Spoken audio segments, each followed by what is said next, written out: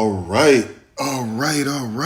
So, congratulations to the UCLA Bruins women's basketball team. And I'm super excited because we eliminated two Devils and gave Corey Close the glory, gave Lauren Betts the glory, gave Jaquez the glory, gave them all the glory. I'm super excited about this. And I'm also happy about Tamia Gardner because she didn't get to play, obviously, because of injury, but she was also someone who's a WNBA draft pick. And if she would have came out last season, she would have at least went in a second round. So South Carolina would have got annihilated if she hadn't been injured. It would have been worse. So I want to show you this roster because I'm going to show you at least 6 WNBA draft picks on this roster. One of them didn't play, which was Tamia. She came over from Oregon State. She was one of the teammates with Reagan Beers and Van Olhoffen, whatever her name. I forget how to pronounce her last name. I've always had issues with that. But so anyway, they all just sort of dispersed. Van Olhoffen, I screw her name up all the time. She went to USC. Reagan Beers went to Oklahoma. And Tamia went to UCLA. She was on the squad last season. I also want to say this, too, is that Dawn Staley, once again, got outclassed and outsmarted by Corey Close the second year in a row. If you guys remember last season, UCLA blew him out, destroyed him as well. Dawn Staley outsmarted Geno, which I'm great because those two took each other out because they're just such devils and demons and never put a positive connotation on demons. They're disgusting people. Geno is a piece of trash inside and out. Dawn Staley is a piece of trash inside and out. They're all demons. I think I made a video earlier this season letting you people know that Dawn Staley told this innocent older white woman who really just posed a question. And Dawn Staley was pissed. And Dawn Staley said this was about Destiny Littleton, who was trapped in Israel during the initial bombings of Israel by Iran in retaliation for Iran bombing Israel. And the old white lady was just like, you know what, can she even get out of there? Like, what's going on? What are you doing? And Dawn Staley said, don't worry about it. MYOBB. That's what she told the old white lady. That means mind your own business, BITCH. Dawn is no good, y'all. I swear to you, it was an innocent question about Destiny Littleton getting out of Israel. And Dawn Staley said, none of your business, MYOBB. Mind your own business, BITCH. That was Dawn Staley, y'all. Dawn Staley is a piece of trash. Dawn Staley let all of her South Carolina Gamecock worshipers, including that pale, albino, broken booty hole piece of trash, running them Gamecock Twitter spaces, let all of them in a yuck mouth chick low, let all of them say that Kim Mulkey is KKK, a racist, because Kim Mulkey wasn't tweeting every day saying free BG. And Dawn Staley let that go on because she knew or she believed it was going to hurt Kim Mulkey with the transfer portal, since Kim Mulkey is now in the SEC. And that was her main competition for top talent, recruiting top talent. And Dawn Staley never said anything about it on Twitter, saying, cut it out. She's not a racist. Listen, they even called the national championship game between Iowa and LSU the MAGA Bowl. That's what they called it. These are Gamecock fans, the MAGA Bowl. And Dawn Staley did nothing to stop that. Knowing Lisa Bluter is a Democrat, but they called it the MAGA Bowl because of Kim Mulkey, white, and in Iowa, predominantly white. So they called it the MAGA Bowl. Dawn is a terrible person, y'all. And Dawn was using BG for recruiting. She kept saying free BG every day. And she was only doing it to make Kim Mulkey look bad because Kim Mulkey wasn't doing it every day. Like Kim Mulkey said, I prayed for BG. I prayed for her heart, for her release. And like Kim Mulkey said, I don't have to say free BG every day.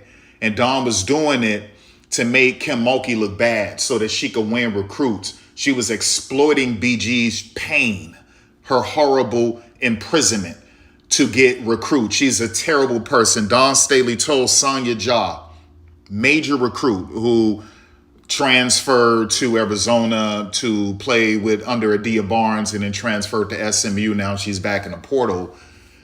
You know, number one, she slapped her hand with the paper because Sonya Ja, just 18 years old, they're all taking a group pic and Sonya Ja is doing this little gesture with her fingers and Dawn Staley rolls up a bunch of paper and slaps her hand with it. Listen, you didn't recruit her that way. Don't treat her that way now that you have her. I don't care that it's paper. You don't hit my daughter. I think her daddy should have said that. You don't hit my daughter with some rolled up paper, right? And she also told, I forget who it was, but she also told one of her players on the court that same season, get your mother effing ASS back in the paint, right? That's what she said. Get your mother effing ASS back in the paint. So Dawn Staley has always been a terrible person. She's always been loaded with demonic spirits, okay? Just a horrible person, y'all. Listen, I can go into something deeper, but everything I just told you is out there. I can go into something deeper about what she tried to do to Tahina Paopao, but I'm not going to do that. I'm going to leave that one alone. But it was something completely and totally dubious and duplicitous. It was disgusting what she tried to do to Tahina Paopao. And Tahina Paopao didn't even know that this is what was going on. It was absolutely disgusting.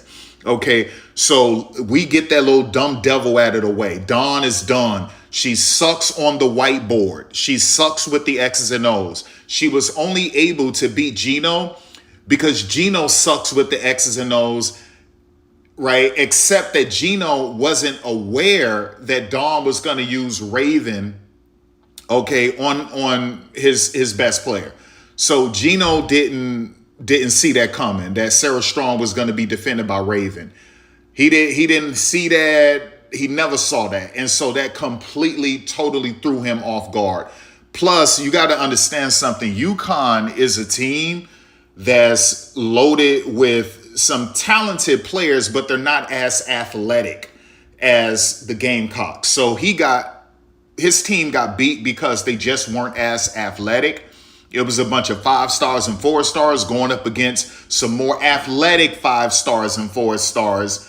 And it wasn't that Dawn Staley outclassed Geno with the X's and O's, because Geno was pretty prosaic. It was vapid. It was pedestrian what he was doing. Geno thought that he was just going to be really aggressive against Dawn Staley, blitz them a lot, play the passing lanes, hard hedges, trap, 94 feet, pressure, and use Sarah Strong and AZ Fudd in their perimeter game to beat him. And that's what Geno thought.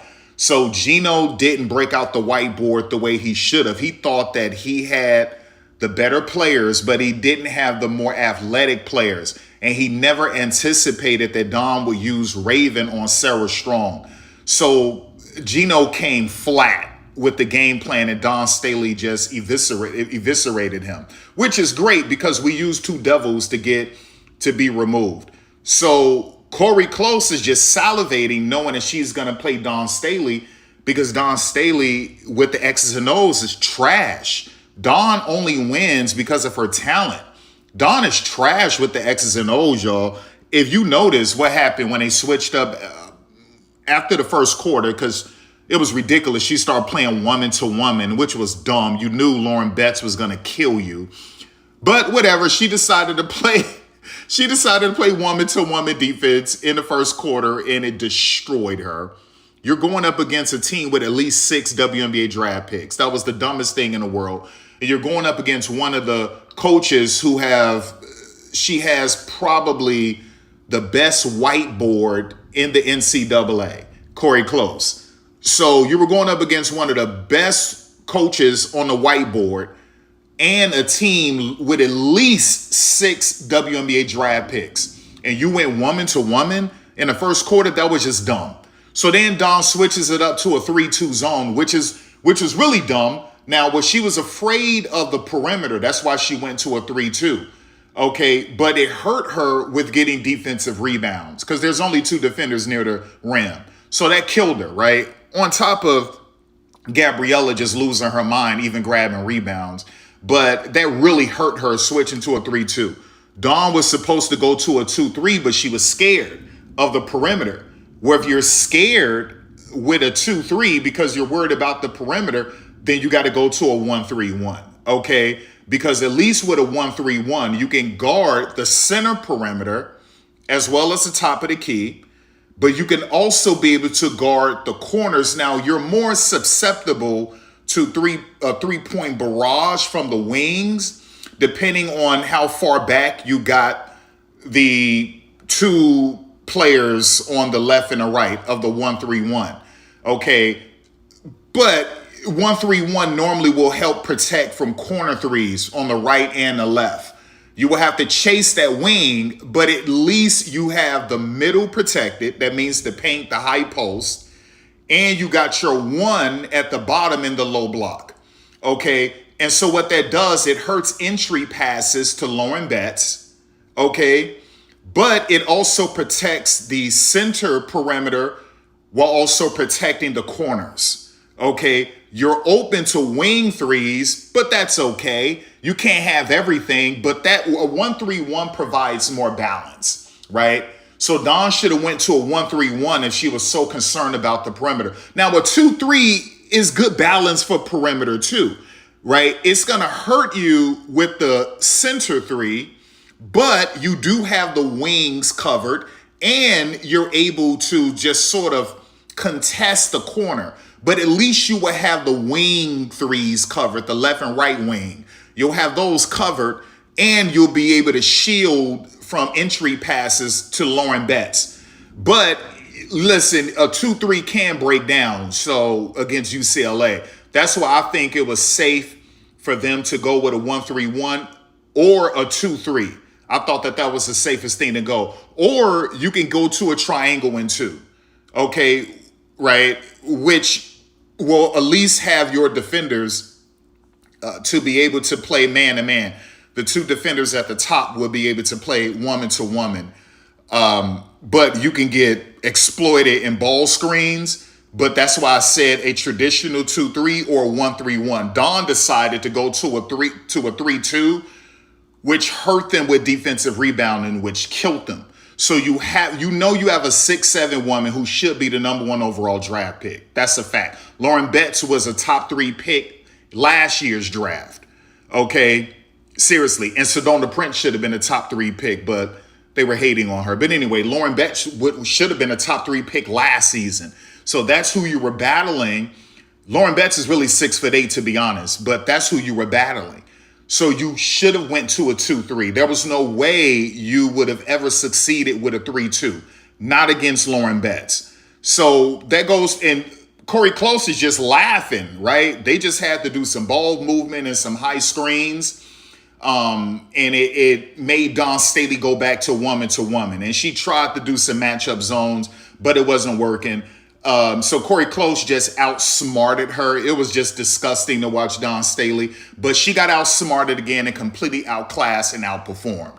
And it showed. They got completely annihilated. Okay, so now we got these 2 devils out of the way. Geno totally just ripping into his players the way he's been doing all year long. Geno showing that he probably beats his wife when no one is looking. He used to do the same thing to Pat Summitt, the same thing to Muffet McGraw, and now he just did it to Dawn Staley. He's a dirty snake. He got all of these wins because of these weak trash conferences his UConn has been into. And then he'll say, but look at what we did with our non-conference schedule. Well, that's only because, you idiot, you've always had the best players. Okay, so this is before these other teams were able to compete with UConn with a bunch of 5 stars and 4 stars. So Geno, it was really just two teams that was really loading up on five stars, and that was UConn and that was Tennessee. Once Pat Summitt left, it was just clear it was just UConn. Everyone else could get some. Notre Dame could get some. Maryland could get some. Stanford could get some. But it was really just Geno just racking them all in, right? So when Geno says, well, look at our out-of-conference games, and we were winning those. Yeah, you were winning those against P4 teams because you had more 5 stars and 4 stars than they had. And that's the way it was. So, and then you say, well, what about the tournament? You still have more 5 stars and 4 stars than everyone else in the tournament during those years. Okay. And then he ran into Mississippi State, and Mississippi State broke them, and they weren't ever able to win another national championship until last season because Mississippi State broke them. Right. So now what you saw the real Geno. Now in women's college basketball, there's more balance with P4 teams getting more 5 stars and 4 stars, especially when you include name, image, and likeness, right? And quality of life, right? On campus, locker rooms, facilities, all of these things. And so now you have more 5 stars and 4 stars going to other P4 schools, programs. Okay, so you got South Carolina loaded with 5 stars and 4 stars. You got UConn loaded with 5 stars and 4 stars, and Geno couldn't win on the whiteboard. Dawn Staley threw something unique at him that he wasn't expecting, which was Raven on Sarah Strong.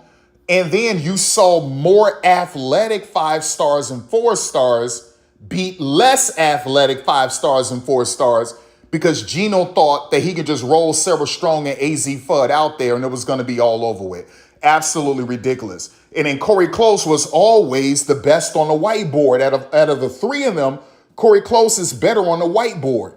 Corey Close just had to keep continuing with the program until she was able to get 5 stars and 4 stars to start coming to UCLA. Okay, that's all Corey needed because Corey was always competitive, right? Before she started getting these 5 stars and 4 stars, she was always on the cusp. She was always on the precipice, right? She was always there, but she just needed better talent.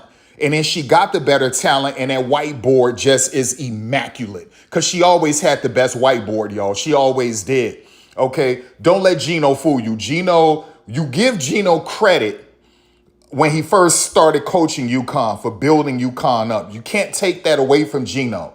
Okay. But once everybody started running to UConn and didn't go anywhere else, you can't give Geno credit because of the trash conference he's been playing in and the fact that everyone was going to UConn and didn't want to go anywhere else, really. Okay, if it wasn't Tennessee. Okay, and so that's where that was. So Geno was just beating up on a bunch of P4s or P5s because at that time, because they didn't have the quality of 5 stars and 4 stars he had. Now you get balance. Everybody got a bunch of 5 stars and 4 stars, and then you get to see the real whiteboard come out. And Geno just don't have a whiteboard the way some of these other coaches do. Okay, and that's why it took him so long to win a national championship again after Mississippi State, my school, broke him. But who has the better whiteboard of these 3? Corey Close, and she always did. Corey Close always had the better whiteboard. And so that's what you saw. Now, let me show you what Dawn Staley was up against. Because even though Dawn Staley got 5 stars and 4 stars on her squad, on her team, on that platoon, Dawn Staley, she has overrated 5 stars and 4 stars because Dawn Staley is terrible at player development. She's always been piss poor at player development. All right. You don't count Aaliyah Boston because Aaliyah Boston was already seasoned when she first got to South Carolina. Aaliyah Boston could have at least been a 2nd round WNBA draft pick straight out of high school. Okay. So Aaliyah Boston was already WNBA ready out of high school. She would have been a 2nd round pick. And she would have needed at least a year of just true development. And Aaliyah would have at least been the 6th woman. And that's how polished she was coming straight out of high school. Okay. A'ja Wilson was a supreme athlete with so much upside and potential that A'ja could have went anywhere and shine. Now, A'ja Now, one thing I will give Dawn Staley, what she told Asia is that she said, Asia, you basic. She told Asia that her junior year, she said, you basic. And so that made Asia want to step up a little bit more with her offensive game. But Asia came into the WNBA pretty basic, right? She just had the standard mid-range game that she had. No three-point game. Her ball handling was terrible. But she was an elite athlete, rebounder, at least on the defensive side, and a shot blocker. And she plays with this fire inside of her that's unmatched, okay? So she had the mid-range game going for her, and she was more athletic than a lot of the most bigs in the WNBA.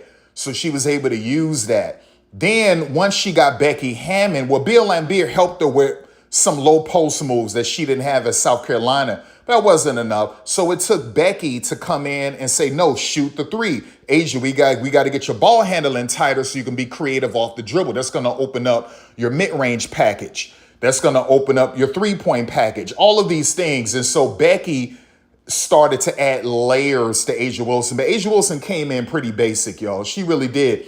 But that's Dawn Staley, right? Look at what Dawn Staley did to Elena Coates. Elena Coates came in injured, and then once she got healthy, she was basic as hell. Now, Elena Coates is supremely athletic, but Elena Coates was really basic. That's Dawn Staley, okay? Camila Cardoso, basic, okay? 6'7", supremely athletic, shot blocker, rebounder, basic low post moves. And it's now what we've been seeing is Camila has been in China. They've been working on her in China when she was in China on some better high post mid-range moves. So we'll see where that goes. But that's Dawn Staley, man. That's Dawn Staley, y'all. If you look at Dawn Staley guards, they come into the league underdeveloped. Zaya Cook, underdeveloped, not a combo guard. Okay. Destiny Henderson, underdeveloped, not a true combo guard. She's a shooting guard more than a point guard. Bree Beal, she added rust to Bree Beal. Bree Beal started to experience erosion because Dawn Staley took one of the greatest high school players of all time in the state of Illinois. There's two women at the very top in Illinois, the state of Illinois' history for high school basketball. That's Bree Beal and Candace Parker. As a scorer, y'all, Dawn Staley took Bree Beal and turned her into a 3-and-D player and killed her. Okay, so then Bree Beal comes to the WNBA with just really nothing except defense. And she got waived, right? And like, that's what it was. So like, that's Dawn Staley. So we're going to get into Raven Johnson and these women. They're basic. Listen, Raven. All right. So let me just say this before I go through UCLA's roster. Raven is very, very basic. Very, very basic. What she can offer the WNBA on day one is defense and hustle plays. Okay, that's what she can offer the WNBA. But she's extremely basic. You have to understand something. If in big games like this, you have to show that you are a WNBA rookie because technically you are. The WNBA draft is what, April 13th? It's just a few days away, to be honest, just several days away. So technically, you are a WNBA rookie, or essentially, you are a WNBA rookie playing against women who won't be in the WNBA except for the women I'll show you on UCLA. So you have to look as equal as these women on UCLA who are going to be drafted into the WNBA, but you have to look supremely better than everyone else on UCLA who won't be drafted into the WNBA. That's on offense and defense. That's not Raven. That's not Tanaya Latson. Okay, right? Medina Okot, I'm so happy she lost because she bailed on Mississippi State after we're the only reason why Medina Okot can play basketball in the United States of America, Mississippi State. We went through everything to finally get her a visa, and it took everything we could to get her a visa, even the governor, to get this chick a visa to come to the States, and we made her the starter. Mississippi State got one of the best arenas, Humphrey Coliseum, which went millions of dollars with upgrades and pretty much a brand new arena, Humphrey. And then we have at least, I would say, top 5 best training facilities and locker rooms in America, Mississippi State. Plus, we made her the starter. And Starkville is known as the best small town in America for college. The best small town. So she didn't need anything. She had everything there, and she left us because Dawn Staley, I believe, was tampering during the season and gave that chick a bunch of money, and she went to South Carolina. So I'm happy that goofy chick lost. I'm so happy she lost, right? So let me get back to this. So Medina Okot, she's really 6'5". She's not 6'6". She got outclassed by Lauren Betts. She was supposed to look so some people have Medina Okot as a late first-round draft pick or early second-round draft pick, right? Well, Medina Okot was supposed to look like that because essentially you're a rookie. The draft is just several days away, just a few days away. It's April 13th. You're supposed to look less than Lauren Betts, but not that far off from Lauren Betts, right? So Medina Okot was supposed to come out of this game with a small double-double going against Lauren Betts. That means 10 points, 10 rebounds, 1 or 2 block shots. That's a small double-double. That's what she was supposed to come out of this game with. That's not what happened, right? So once again, what you're seeing is a lack of development from Dawn Staley with Medina Okot, with Raven, and with Taniyah Latson. Taniyah Latson looked worse under Dawn Staley than she did last season with FSU. That's Dawn Staley. She can't develop them. Joyce Edwards has great hands, athletic, can run, a good rim runner, has really soft hands like Hannah Stalky. She has potential, but she's still underdeveloped. This is your second year. Joyce Edwards was supposed to be more creative with the basketball in the half court her second year, meaning getting her own shot in a half court, on the perimeter, at the elbow, at the key, 15 feet away. That's what she should have been able to do. That's not what happened with Joyce Edwards. Joyce Edwards still doesn't have a 3. Dawn Staley now I know Dawn Staley was having her to shoot some threes, but not as often as she should have been because that's not what she was working on.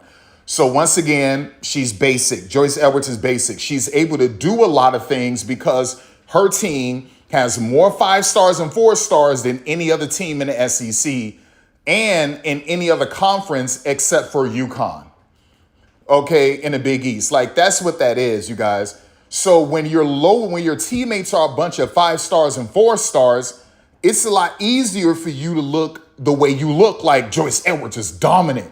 But when you go against a team with women on the team who will be WNBA first-round draft picks and some of them second-round draft picks, you got exposed. And your coach got exposed because she's never been a good developer of talent. And that's kind of wild because Dawn Staley is arguably one of the greatest point guards of all time. Okay? You got to understand something. Dawn Staley was literally playing in the WNBA in 2004? So Dawn Staley, I know it's 2026, but Dawn Staley, that's still kind of recent. At least it's in the 2000s. Okay? So you would expect Dawn Staley came through the Allen Iverson era, y'all. So I'm talking about as a player. So you would expect Dawn Staley to be able to develop these guards and wings better. And that's not what's happening with her. It just isn't, right? She's just not a good developer of talent, and they got exposed. Okay, so let me show you these women real quick. Kiki Rice, draft stock elevated. The way Lexi Hall's draft stock elevated, okay, in a tournament. So that's why Lexi got drafted with the 6th pick, because her draft stock elevated. Kiki Rice was, to me, before the Final Four, Kiki was looking like she was going to fall out of the top 10. That's how Kiki was looking to me, like she was going to fall out of the top 10. Now, Kiki is back in the top 5 off of what she did in the Final Four. And now in the national championship game, this moved Kiki Rice back into the top 5. And I know her agent had a serious conversation with her, and her boyfriend who plays in the NBA had a serious conversation with her about, you have to do something to get yourself into the top 5, because that's where the big money is. Because if you don't, you're going to fall out of the top 5 because of how she was playing up until the Final Four, right? So I want to show much love to Kiki. I think Kiki is back in the top 5, right? This is a first-round WNBA draft pick. Carlise Ledger-Walker. This is a second-round WNBA draft pick. Gianna Neepkins. This is a first-round WNBA draft pick. Gabriela Jaquez. This is a first-round WNBA draft pick, and she's now moved herself probably in the top 3. Okay, you're going to have to consider putting her in the top 3 now. At first, she was top 5, top 10. Now you got to put her in the top 3.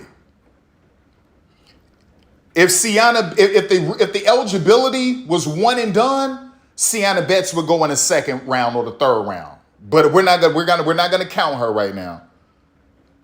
And this is her, y'all, Tamia Gardner. Tamia Gardner, y'all, right? This is her.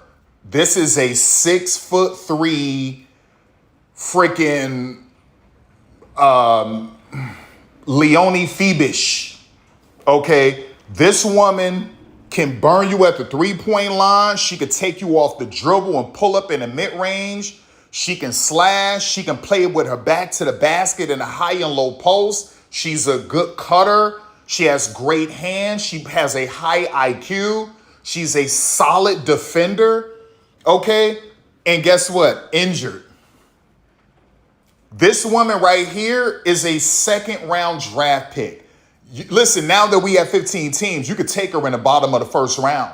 But second round draft pick. Some team, because of her injury, a team might take her in a third. But this is literally a second round draft pick, Tamia Gardner. And she wasn't even playing. South Carolina would have got obliterated even more had she played because you can't stop her.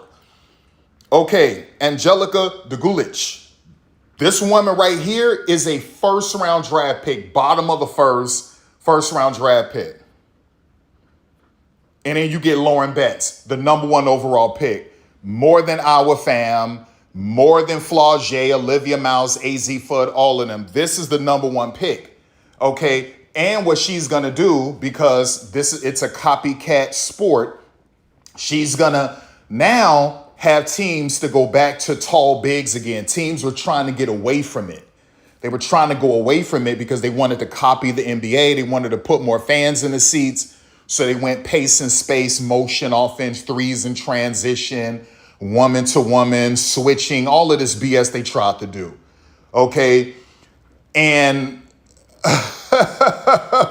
listen, like this is what it is. So now Lauren Betts is going to have them to go back to the bigs. Okay. And so you'll see that happen. You'll see that happen. They're going to go back to the bigs. This is the number 1 pick. If Dallas drafts AZ Fudd, then you know it's the Real Housewives of the Wings. That's all this is. The Real Housewives of Dallas. They want to get into their garbage with AZ and Paige Becker's freaking 4 playing and 12 playing and all of this BS. And that's all that is, because AZ Fudd got annihilated. She's terrible. And I told y'all this. She's terrible, y'all. She's not first round material. She's second round material. But everyone is blowing her up because her name is AZ Fudd. I don't give a damn. AZ Fudd is second round material, not first round material. And I've been saying that forever. Even before she came back from injury, I was saying that's the second round draft pick, period. Okay, but everyone blowing her up because she's a UConn and her name is AZ Fudd. Yay! And they play against trash teams. And if they're playing out of conference games, they have more 5s and 4 stars than these other P4s that they're playing. So she looks a lot better than what she really is.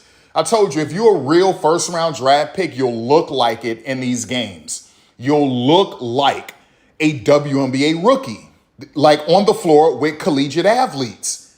That's how you know a true first round draft pick. In their final year, they're supposed to look like rookies. WNBA pros going up against college athletes. That's how they're supposed to look. If they don't look like that, they're not first round material. They're second, third round material. AZ Fudd is second round material, y'all. And we can go to UConn roster. I could break that down as well. Okay. So How many is this, y'all? 1, Lauren Betts, first round draft pick. 2, Dugulich, first round draft pick. 3, Tamia Gardner, second round, third round draft pick. 4, Gabriella Jaquez, first round draft pick. 5, Gianna Neepkins, first round draft pick. 6, Ledger Walker, first round, top of the second round draft pick. Kiki Rice, first round, moved us up in the top 5 draft pick. We got 8 players, y'all. So South Carolina was going against 8 WNBA draft picks except for Tamia Gardner, which really they were going up against 7 because Tamia Gardner was injured. And then listen, let's say she wasn't injured, she makes 8. And then if they had a one and done rule in the WNBA, Sienna Betts makes 9. And then you're going up against one of the best coaches in women's basketball on the whiteboard, Corey Close. You weren't going to win that game unless you were smart, unless you had a high IQ as a head coach, unless you were really good on the whiteboard. And Dawn Staley is trash on the whiteboard, y'all. Pure trash. Pure trash. And she sucks at developing talent, right? And so that's the situation. That's what happened. That's what happened. And didn't all of these women look like WNBA rookies playing against college people? That's why the score was so lopsided, right? Didn't Kiki Rice look like a WNBA rookie? Didn't Charlize look like a WNBA rookie? Didn't Gianna look like a WNBA rookie? Didn't Gabriella look like a WNBA rookie? Didn't Dugulich look like a WNBA rookie? And didn't Lauren Betts look like the number 1 overall pick? Look like a WNBA pro? And everyone was essentially in double figures, except for her. She was the only one who wasn't in double figures. She had 9 points. That's because she was getting into foul trouble. Just think about that, y'all. Okay, so, these people, they don't understand basketball. And these people making these picks saying, South Carolina had a 63% chance of winning this game. I'm like, no, they don't. They're going up against a team that has at minimum 8 or 9 WNBA draft picks, especially if Tamia was playing and if Sienna Betts was able to go to the WNBA after 1 year. So technically, South Carolina was facing 7 WNBA pros and the coach who's better on the whiteboard than Dawn Staley and really most coaches in college. You weren't going to win that game. Did you guys just see what UCLA did to them last season? Like, South Carolina was never going to win that game, right? And Dawn Staley didn't do anything better with Medina Okot because everyone was like, oh, they're going to win it now because she has a true big again. Well, no, you went to the Natty last season and lost. You went to the Natty again with a big and lost. And you lost bad last season. You lost even worse this time around. Okay? So, yeah, it wouldn't have mattered. Listen, Lauren Betts would have been giving Camila Cardoso damage. She would have been doing damage to Camila. Damage. Because she's just more skilled on offense. And Camila is a good defender, but Camila can't handle that kind of skill. Okay? So UCLA would have still won. They wouldn't have, UCLA would have still blown them out. Probably by like 18 points if they had Camila. Now, let's say if Dawn Staley had Chloe Kitts and Ashlyn Watkins, UCLA was still going to win because they still had Lauren Betts. And they still were running out there with 7 WNBA players. And your coach is better on the whiteboard than Dawn. So although Ashlyn Watkins is an elite athlete, supremely elite, she's not 6'7", and she's not 6'7" with that kind of skill. So she couldn't be able to defend 6'7" like that. Period. Okay. And Chloe Kitts is a feisty, fierce player on both ends, but they were still going to lose this game, right? Dugulich is 6'4". She was still going to put numbers up on Chloe. So they were still going to lose. So let's say if Dawn had Swatkins Ashton Watkins, if Dawn had Chloe Kitts, UCLA would have still beat them by 18 points, maybe 15. I'll say 15 points. So it still would have been a blowout. It still would have been lopsided. Like, that's the way that it is, man. It didn't matter. It just didn't matter. Let's go to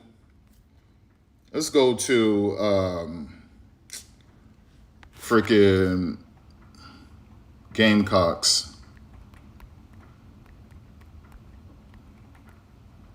Let's go to their roster.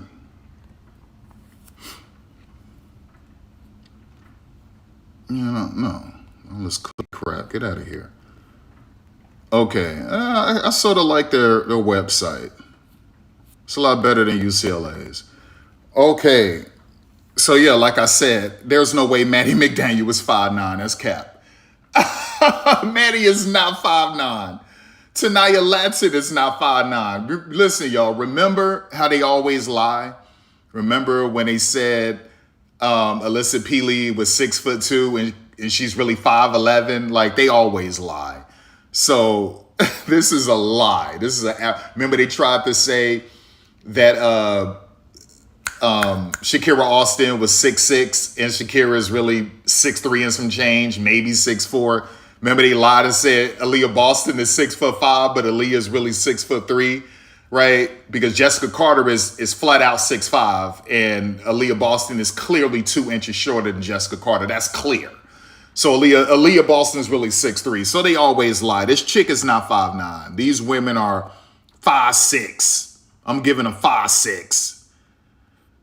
Okay. Now Tessa is the only WNBA player on this roster. She seriously is. Okay, at least a first rounder. Tessa can come out right now and be a first round draft pick, in a top 10 first round draft pick. That's how good she is right now. That's why I said it's the NCAA. They don't want the WNBA to do one and dones or two and done because they would lose a lot of talent. It would hurt women's college basketball.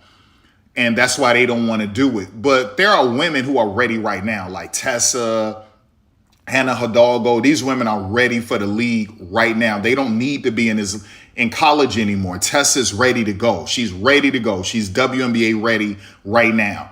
She's the only true WNBA player on this roster, if we're being completely honest. At least a first rounder. Okay?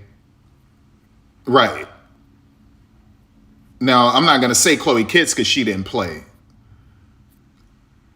But if Chloe Kitts was eligible, she's a third round pick, Chloe Kitts. Okay.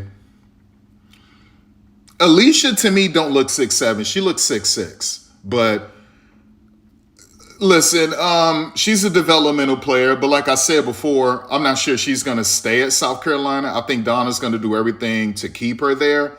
I just don't think she's going to stay. But you never know. You know, I think if Dawn was smart, she would keep her, do everything she could to keep her and make her the new Lauren Betts because she could step out and shoot that three. Now, if there were one and done, she would get drafted in the WNBA. She'd be a second round pick. Okay, and you would just develop her, right? But she got exposed today. She looks like she doesn't even belong anywhere near the WNBA going up against a team with a bunch of WNBA pros. So a third round pick. The way she looked today, she looked like a third round pick. The way she looked against UConn, she looked like a bottom of the first round pick or a top second round pick. That's how she looked. But going up against a team with 7 WNBA players on it, which is what she would be facing if she went to the WNBA, just straight up WNBA pros, this chick looked like she don't even belong in the WNBA.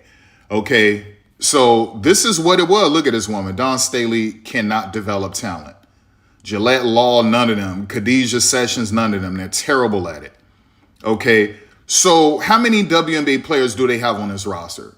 Truthfully, Raven Johnson is a second round draft pick. I wouldn't take her in the first round, but they love to pump South Carolina up because ESPN ABC uses South Carolina as a product in order to sell ad spots and sponsorship, charge a substantial amount for sponsorships. And South Carolina, UConn, Notre Dame, Tennessee, those teams are products. And so if you notice what they always do in a draft, they'll force you to draft a South Carolina player in the first round, even though that player has no business being in the first round. That's what they do so that more recruits can come to South Carolina, and they say, well, Dawn Staley can get you into the WNBA. That's a premier destination for you. And it keeps South Carolina as a top selling product for ESPN. These women have no business being drafted in the first round, y'all, like Letitia Amir, right? Zaya Cook, you name it. They have no business being in the first round. Sanaya Fagan, what was she, a second round draft pick or something? Sanaya has potential, but to me, Sanaya was a third round draft pick. But this is what they do for Dawn Staley, right? She's a product. South Carolina is a product that they push. So they're trying to force Raven into the first round. They're trying to force Raven in the top 10. Raven is a second round draft pick at best. Okay, at best, she's a second round draft pick. You can't question defense, although she got exposed today going up against WNBA talent. She got completely exposed on defense. She got exposed, y'all, today. But what is transferable? What's transferable from college to the pros? Defense in the 50-50 game, the hustle game. That's Raven, although she got exposed today, okay, because their national championship game apparently was against UConn. So anyway, Raven, second round draft pick. But they're going to force her into the first round to push South Carolina. That's the product.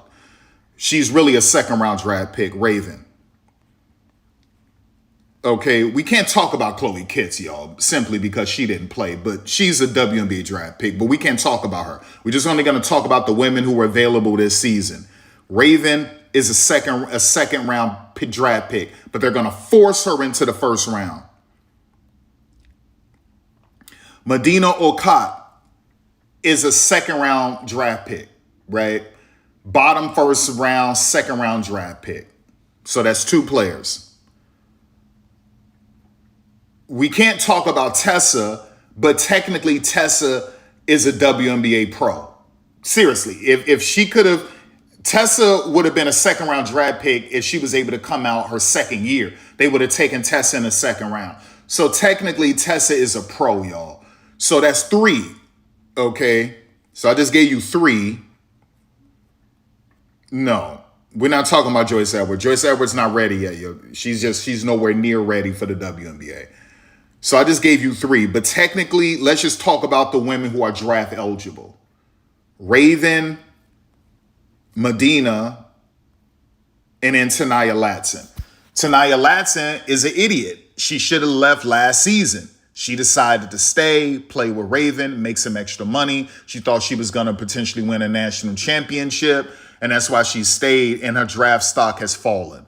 Okay, she should have went out. She was a top 5, really a top 3 draft pick last season. She decided to stay, and it hurt her like it hurt Liz Kitley, right? And that's what happened to her. So it's ridiculous. Tanaya Latson, to me, is a second round draft pick. I'll take her in the second round. And if I'm being honest, man, she's sort of like a middle to bottom second round pick. And I'm just being generous. Okay, this chick got a long way to go. She really do, right? So you got to understand, she's not going to be able to put up the numbers she was putting up at FSU because she won't get the green light to be a volume shooter, right? It's the WNBA. Okay, there's a pecking order. There's a chain of command. Like, it's not going to happen. So she's not going to get that type of green light. She'll have opportunities to get open shots or some ISO opportunities in a W in a little minute she'll be given, and she has to take full advantage of it. But oftentimes rookies, they come into this league and they play close to the vest. They play nervous, and, you know, it hurts them a lot. We saw that with Cheyenne Sellers last season. So sometimes rookies are tentative. They play things a little too close to the vest, and it hurts them. She'll get opportunities for ISO. She'll get some open shots. She has to make the most of them. But to me, she's a middle to bottom second round pick. They're going to force her into the first round. What a shame. Okay, so they only have 3, and they got 3 second rounders, y'all. Raven, Tessa, and Medina Okot. Let's be honest. But they're going to force not Tessa, Raven, Tanaya, and Medina Okot. These are all second round draft picks, but they're going to force Tanaya and Raven in the first round. That's the only one who truly should be drafted in the first round out of those three. But at the bottom of the first round is Medina Okot because she is 6'6". She can block shots. She can grab rebounds. She has so much freaking potential. Okay, so technically you would say her, but really she's a second round draft pick. That's what that is. So I just showed you 7 women who are WNBA pros, essentially, on UCLA. I could have given you 2 more. One of them is injured, Tamia Gardner, and then the other one is just a freshman, Sienna Betts. That's who you were facing. There was no way you were going to win that game. I sat back and just was smirking and smiling and the whole time because there was no way South Carolina was going to win this game. It was impossible for them to win this game. I mean, they got annihilated even last season, so there was no way. Dawn Staley sucks on the whiteboard, especially against Corey Close. And you're facing a team with 7 pros, 7 professional athletes. That's who you were going up against. There was no way you were going to win that game. No way. So, everyone should just be laughing at the analysts, the prognosticators, anyone in Twitter, YouTube, social media, on TV, laugh at them all. Laugh at every last one of them because they clearly don't know basketball. All right. Now, let's go to UConn. And then I'll get into the expansion draft. So some of y'all are probably like, dang, where have you been? I've been busy. But I don't, like I told y'all, I do this out of the generosity and the kindness of my heart. Like, I don't have to do this. I don't have to do YouTube. I just don't, right? So what I do is I be blessing y'all with all of this information, insight, knowledge, wisdom, giving y'all diamonds and all just spiritual thing. Like, I give y'all so much. No one else can see the future except for me. No one can predict things accurately or prophesy except for me. No one knows basketball better than me. They just don't. They don't know women's basketball, college or pro, better than me. I've been doing this longer than them. And I coached, I played, I just know the WNBA. I know women's college. I've been doing this long. I was doing this when some of these people were freshmen in high school or middle school. This ain't new to me. You understand? So you don't know the past better than me. You don't know the present better than me. You don't know the future because you don't have foresight. You don't have vision. You can't even see into the future. And you don't got that God connection. You don't know basketball, right? And you're lazy. You're lazy. And that's why everything is off. All of your predictions are off. Your mock drafts are off. Your expansion mocks were off. You don't know these coaches. You don't know their systems. You don't know these players. That's why everything was off. That's why I'm always right. So I didn't have to make any content for the last 3 days. Like, I do this out of the generosity and kindness of my heart. I don't have to do YouTube. I just do this to help women's basketball. And whenever the creator want to preach something to me or give something through me to give to the people that don't have anything to do with basketball, then that's what I do. I don't have to do this, right? You understand? I just sit back and laugh at these people, these trash mock drafts, because they don't know hoops. So anyway, let's go. Let's go. Come on, baby. No, I don't want to do all that. Yeah, KK Arnold, not WNBA material. KK really need to go to another team where she could be one of the key focal pieces, of that team. Where, seriously, because she's just covered and smothered right now. And only thing you get to see is her quickness and her hustle. And that's really all you get to see. You don't really get to see her full game. So she would need to go to a new program, but she's not going to do that. And so that's KK.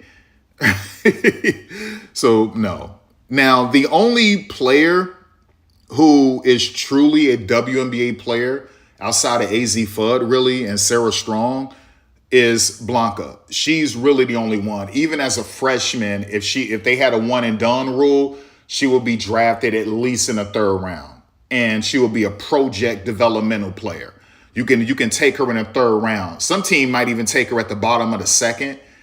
and just develop her. Seriously, as a one and done, she would get drafted into the WNBA. Okay.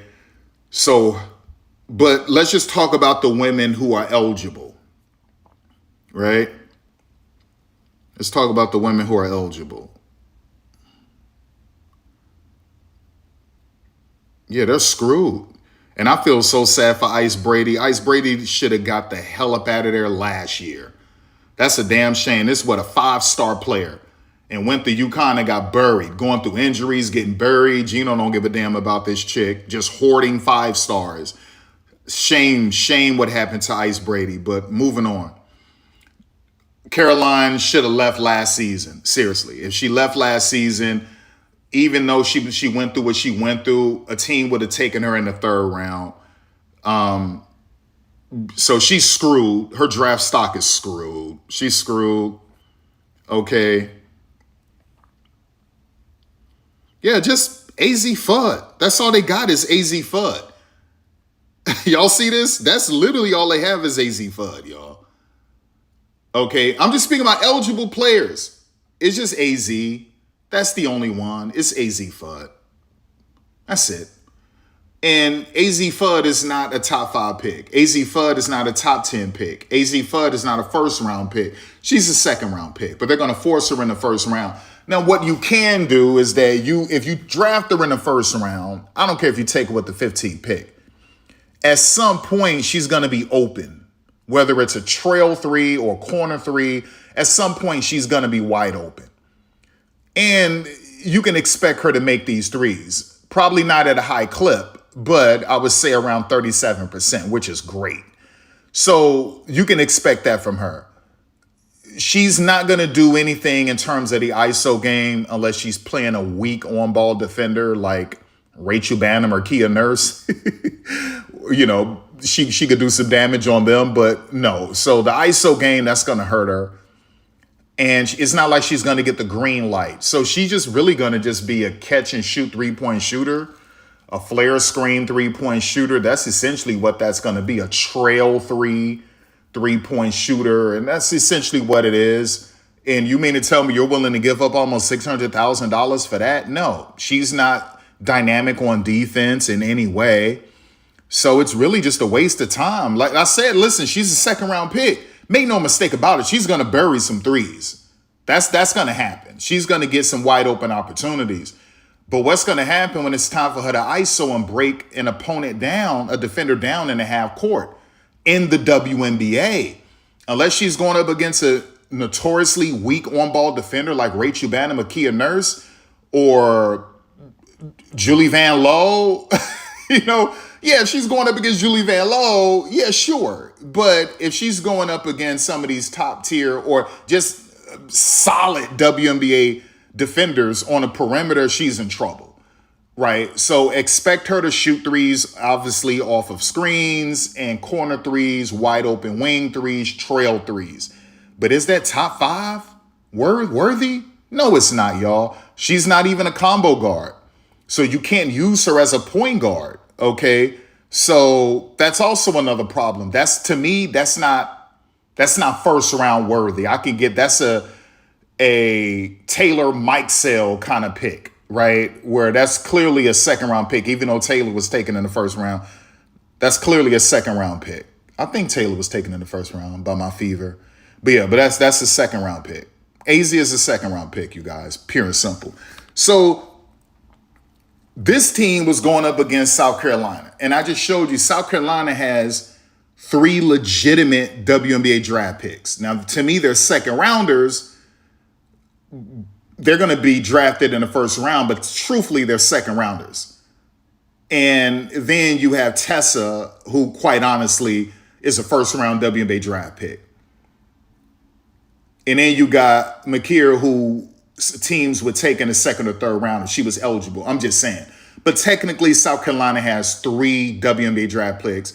And if you want to throw Tessa in there, you could throw Tessa in there. Going up against a team with only 1, AZ FUD. And Geno thought that all we got to do is pressure them the way we were pressuring these other teams. And Sarah Strong is going to just destroy them. And AZ is going to destroy them. We're just going to be busting all of these threes in their face. And that's not what happened. They got annihilated. Right? They got annihilated. Geno ran out there with a trash strategy, and he never saw Dawn. He never saw that coming, raving on Sarah Strong. He just didn't see it. Kaylee Heckle, chick, you should have stayed at USC. That was a dumb move. You should have stayed at USC. El Alfie, you should have never committed to UConn. You shouldn't have. You should have went elsewhere, and you would have been an elite player. You should have went somewhere else. Like, stop running to Geno. It's ridiculous. KK needs to leave if she's to really show who she really is. Okay? She really should leave. I think a team will draft her anyway after next season. I think she'll be a 3rd round pick or maybe a 2nd round pick. But KK really should leave. And KK, she needs to go somewhere where she's the number 1 or number 2 option. And I think that'll move KK up into the 1st round, probably the bottom of the 1st round, but at least it'll be the 1st round. Staying at UConn, this chick is going to be, what, a 2nd or 3rd round draft pick? It's ridiculous, man. This chick need, but Blanca? I draft this chick in the 3rd round and develop her. That chick right here, and obviously Sarah Strong. Okay. But anyway, that's what I got to say about that.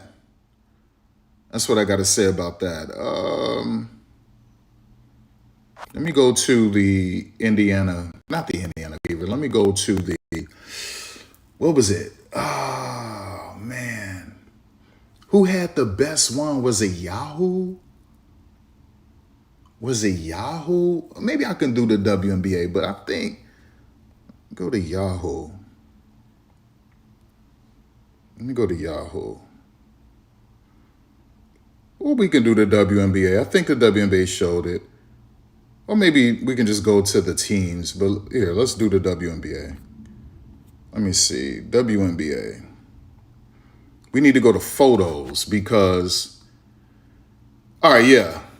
I didn't like this graphic. I like the ones, I think Yahoo did it. Or maybe it was, was it Sports Business Journal? One of them did a great graphic, which I liked. But we'll do this. Okay, so everyone had it wrong with Portland. The expansion mock drafts, everyone had it wrong. And freaking Monica McNutt should be ashamed of herself, and Carolyn Peck, because they don't know what CLA is, right? And so because of that, listen, it sort of hurts them, right? Now, constraints-led approach. Now, what that is that you're doing everything unorthodox. You're doing it when they say go right, you go left.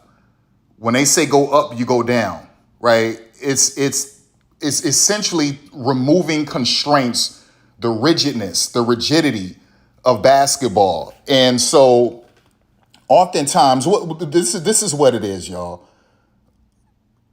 On the right side of the rim, don't go up with the right hand, go up with your offhand, your weak hand.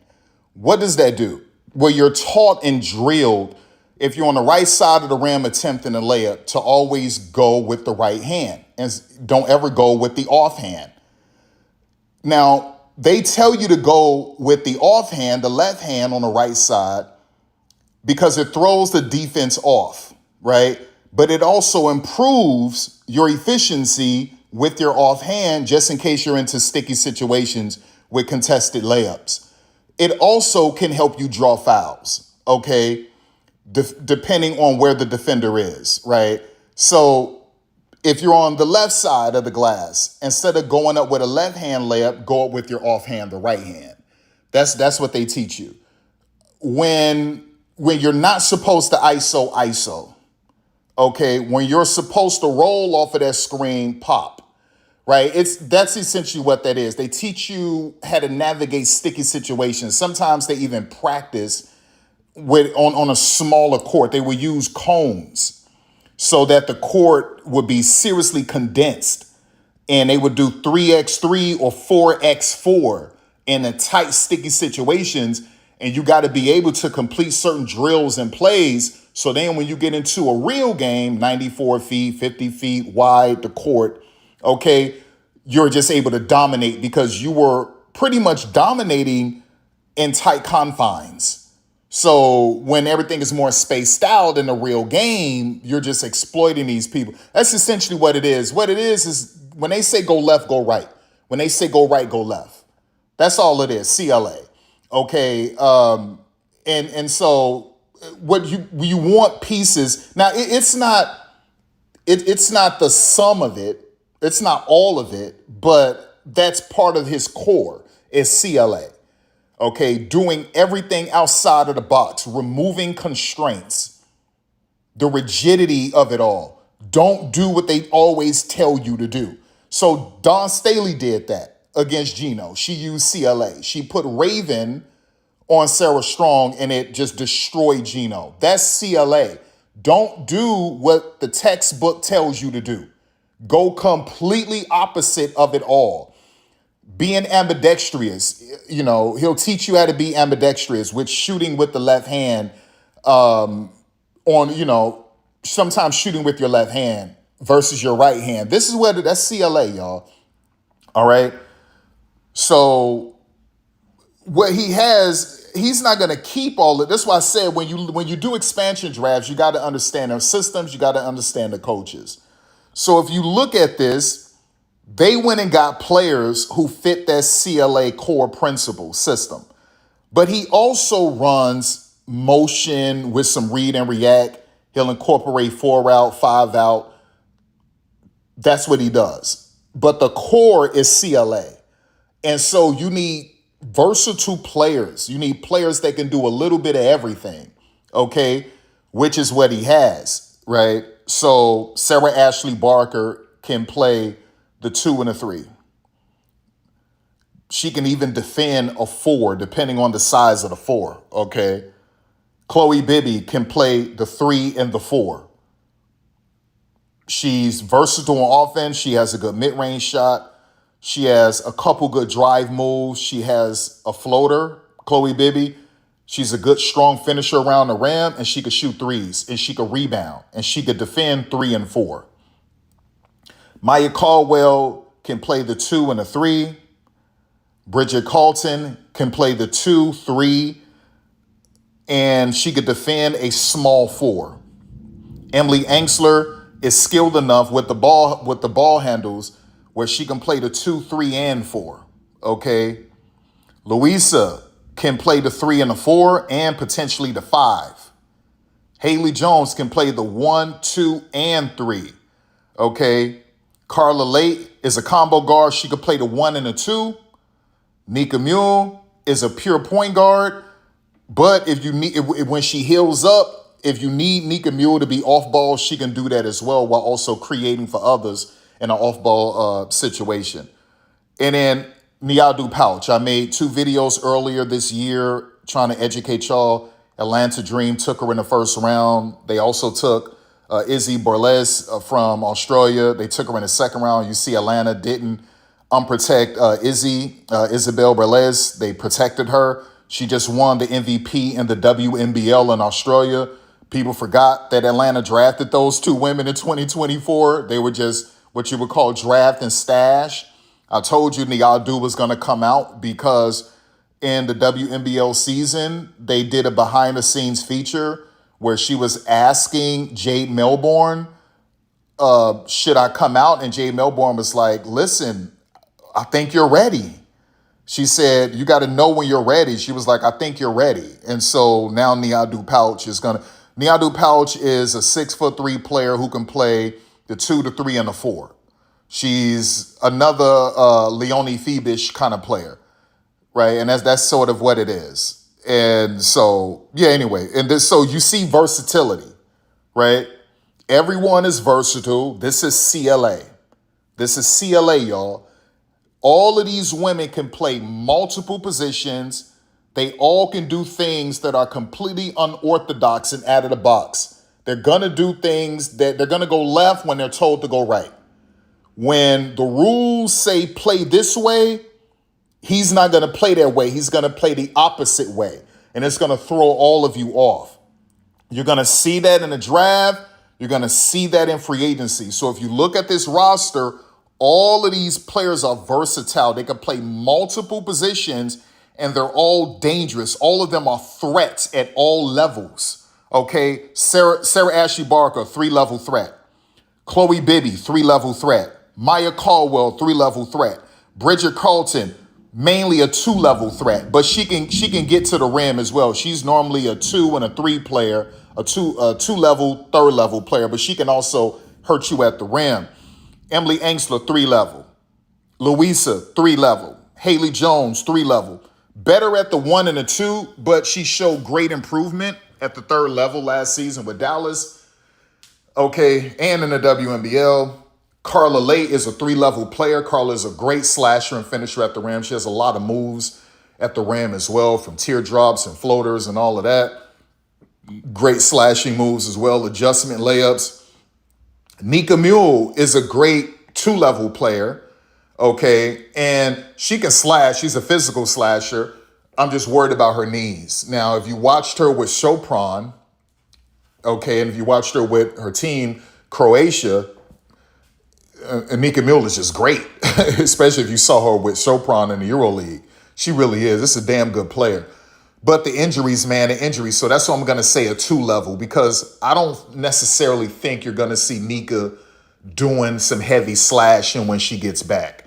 Okay. So to me, Nika is a 2-level player. That's the 2nd level and a 3rd level, right? The mid-range game and then the perimeter game outside of the perimeter. And then you got Niadu. That's a 3-level player. First level, 2nd level, 3rd level. You see that? You see how everyone is essentially, all this whole roster right here, they're all essentially 3-level players. And they all can play small ball. They all can do a little bit of everything. Okay? And that's CLA. That's CLA, removing the constraints. Okay? And so when you see constraints led, right? That's going the opposite. Anything that's going to hold you back, anything that basketball says you're supposed to do, that the rules of basketball says you're supposed to do, we're going to go the opposite route. Now these constraints, we're going to master these constraints, because that's also CLA, right? So we're going to master these constraints as well, but make no mistake about it, it's always unorthodox. And that's what this is. So what happened is that you had a bunch of people, they don't understand the system. They don't know the system that's being run there. They don't understand this stuff. And so their mock expansion drafts were 100% wrong. 100% wrong. Now, listen, I'm the first one to ever do expansion mock drafts. I did one before anyone else did it. This year. I always do that. Like last year I did it. So, this is what it is. And so I was right with my first one. And that was before anyone ever thought about doing mock drafts or expansion mocks, right? So I broke down the system and all of that. And so anyway, let's move on. Let's go to Toronto. So Sandy Brondello has now shifted to 5 out. Okay? That's Sandy. 5 out, pick and roll. She's going to do some pick and roll action, but she's mainly shifted to 5 out. That's Sandy Brondello. That's her system right now. On top of you have to be versatile on defense. But on offense, she switched more to a 5 out. Okay, with some versatility in the half court, but mainly she switched to a 5 out. That's Sandy. So when you look at her roster, you got Julie Auriemma. So in the half court, because Sandy will also throw in some heavy pick and rolls, some PNRs, and she can sort of slow it down if she wants to, you have to have the last final pure point guard left in women's basketball in the States, and that's Julie Auriemma. Except the other one is Courtney Vandersloot, but Courtney only has, 1 more year left in his league, maybe 2. Chelsea Gray isn't a pure point guard. She's a flashy point guard. She's not a pure point guard. The only pure one is Courtney Vandersloot, but she's on her way out. That's why I say it's Julie Auriemma. And Julie is in her own head with the 3. She shot 27% last season, terrible. But Julie Alderman, you should have saw her when she was with the Indiana Fever her rookie year. This chick, it just even seeing her with Belgium, even before the Fever, before she started getting injured, this chick was like Maureen Johannes with the passes and layups, jellies and reverse jellies. Like Julie Alderman was next level with the jellies, y'all, next level. And then the lower extremity injuries, and so she's just not the same. But what she is, what you can't take, and the Indiana Fever should have never let her go. They did let her go. But anyway, so she's the last pure point guard. She's a 1,000% pure point guard, pure. So you need her in the half court set when you do want to go more traditional, when you do want to have more efficiency with your PNRs, okay? So you got Julie Alderman. Niara Sabally is a stretch big who can also operate on a first and second level, right? Which is great. Marina Mabry, perfect for your 5-out system. Absolutely perfect. Plus, she's versatile. She can technically play 3 positions. Aaliyah Nye, perfect for your 5-out, right? 3 players. She can also put the basketball on the floor and shoot the mid-range and attack the rim. Lexi Held, perfect for your 5-out. We saw her perfect with the 4-out under Nate Tibbetts. So perfect, my DePaul Demon girl. Maria, perfect. And we saw her really good in the 5-out, ran under Cheryl Reeve. Okay, so Cheryl Reeve runs 2 variations of the 5-out. And it shifts to when Alana Smith and Nafisa is on the court, and then when Jessica Shepard is on the court, it switches, and you run everything through Jessica Shepard. So it's a different kind of 5-out, right? It's lethal. The traditional 5-out is more lethal than the second variation, but the second variation with Jessica Shepard is really, really lethal. So Cheryl Reeve runs 2 versions of the 5-out, okay? So anyway, so Maria thrives in that 5-out. So Maria is perfect for your 5-out. Aja is another 5-out player. Milic, great 5-out player. Laska, great 5-out player. We saw that. She was perfect with the 4-out as well. And also, Christy Wallace is a better half-court player. So Christy would fit in perfectly in the half-court with Julie Alderman and Niara. So Christy is more of a half-court player, but you can still trust Christy with a corner 3. Okay, she's a physical player as well, a high IQ player, so you can still trust her. And this is what it is. And obviously, Sandy is familiar with Christy Wallace, right? Both Aussies. So this is what it is. So if you can see, everyone fits her 5-out system. But she will also hit you with some heavy PNRs when she wants to do that and also go a little bit more traditional. She can, but this is built for 5-out. This is also built to be adaptable in a half court when you really need to slow it down. And so what you're going to see is her hit the free agency and find players who are 5-out, but who can also be able to make adjustments in the half court when you need to slow it down a little bit. And you're going to see that also in the WNBA draft. Okay, so who won the expansion draft out of these 2 teams? Wait a second, where's Chloe Bibby? Oh, I already did Chloe. Yeah, who's gonna run? Who won? Who won out of these 2 teams? Well, they both won because they both got players that fit their systems. Okay, so I think maybe we should see in free agency, but they're just gonna pick people in free agency that fit their systems. And it's the same thing in a draft. So, that's unless they just want to sell jerseys and they try to take the best player available who's able to sell jerseys in a draft, then you can expect that. But yeah, I'm not gonna say that one won over the other because they just selected players who fit their systems. Okay. Period. See, listen, it's sort of like I know people are hoping that Portland can get a taller big, and they might, but it would have to be a stretch big. I personally think he should go after Sedona Prince. I know she was trapped in Lebanon and it's getting destroyed by Israel. Sedona Prince. She's been hooping in Lebanon, killing it over there. But listen, I would bring Sedona Prince back into this league. She's better than Lauren Betts in terms of, she's a great shot blocker, great rebounder, and a pure three-level player. She'll bust those threes. She can pass out of double team. She's an elite passer like Lauren Betts. Okay, so I think Portland would love Sedona Prince, right? So I would try to pick up Sedona Prince as well. But like I said before, we'll see. I think he should get a taller big, but once again, unorthodox. When they say get a taller big, let's not do tall bigs.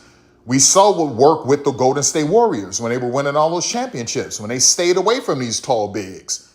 And they had Draymond Green guarding 7-footers. Okay, so we're dealing with CLA, y'all. We will master the constraints, but CLA at its core is going away from the rule book. When they say go left, go right. When they say go right, go left. When they say go up, you go down. When they say you go down, you go up. Right? That's what that is. Doing everything the opposite of what they tell you to do. But the constraints, you got to master it. And the way that they master it is to do everything unusual. So even when they train with the CLA approach, right? Even when they train, they shrink the court. And they would do 3x3 or 4x4 on a shrunken court. They'll put cones and make the court really small, but run a lot of their same sets, a lot of their same actions.